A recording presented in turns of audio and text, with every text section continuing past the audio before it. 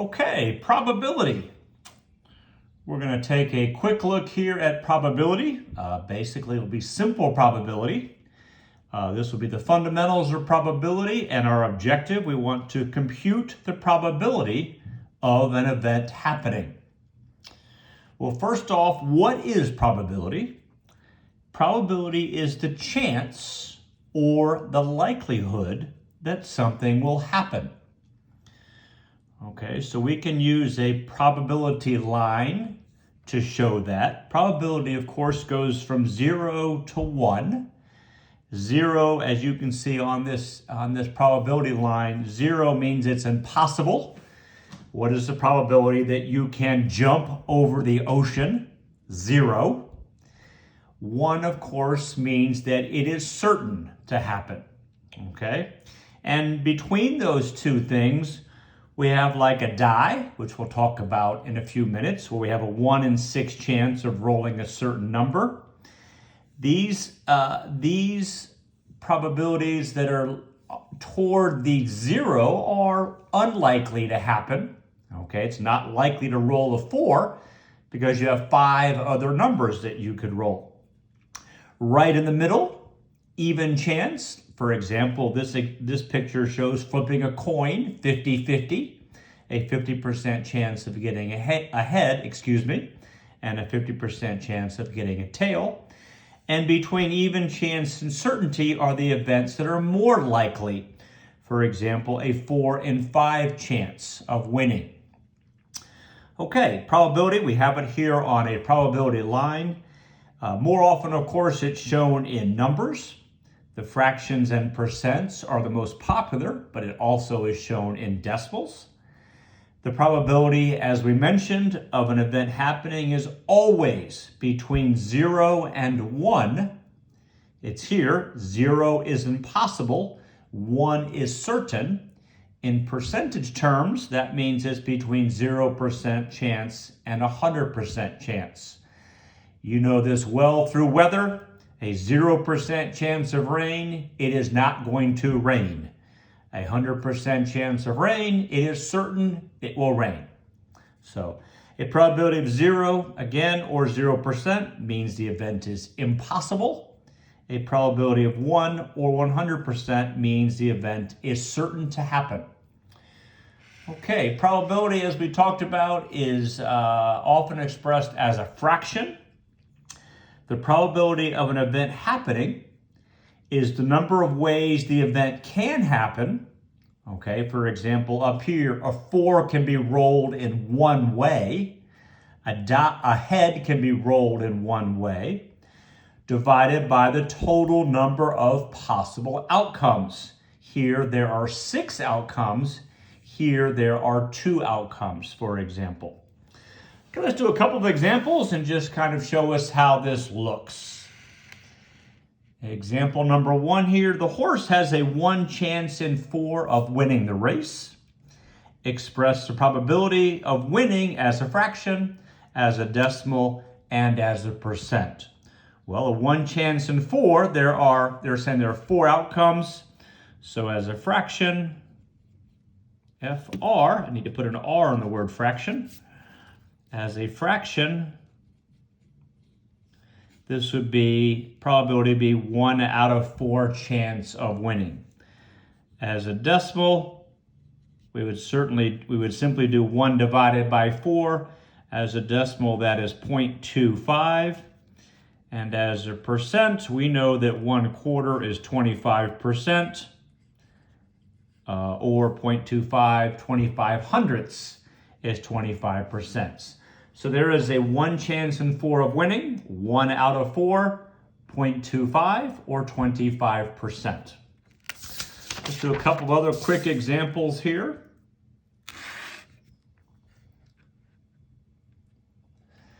Okay, example 2. On a 6-sided die, what is the probability, expressed as a fraction in this case, of rolling A, a 4, B, an even number, C, a number less than 5. Well, let's make a note. If you roll a 6-sided die, you have 6 outcomes, and these are them 1, 2, 3, 4, 5, 6. What's the probability of rolling a 4? Well, there are 6 total outcomes, and one of those is a 4. So you have a 1 in 6 chance of rolling a 4. Okay, what's the probability, letter B, of rolling an even number? Well, there are 6 outcomes. How many of those are even? The 2 isn't even, the 4 isn't even, and the 6 isn't even.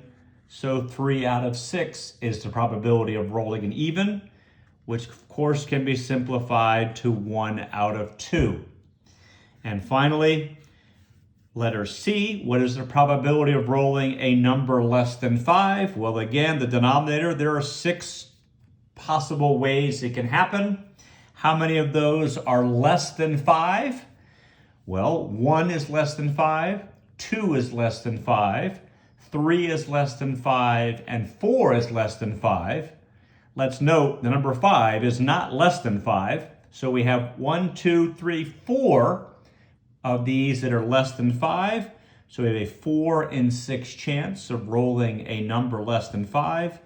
And that, of course, can be simplified to 2 out of 3. Okay, last example here. We're going to roll 2 dice, a pair of dice, and we're going to check out the sum. Okay, so you're rolling a pair of dice. What is the probability, again expressed as a fraction, of getting a sum of 7 for the first part, letter A, and letter B, a sum of 11? So I included this sum of 2 dice chart. You could say that this is die number 1, which is going to roll a 1, 2, 3, 4, 5, or 6. And this is die number 2, which will roll a 1, 2, 3, 4, 5, or 6. And if you roll on die 1, a 1, and you roll on die 2, a 1, the sum will be 2.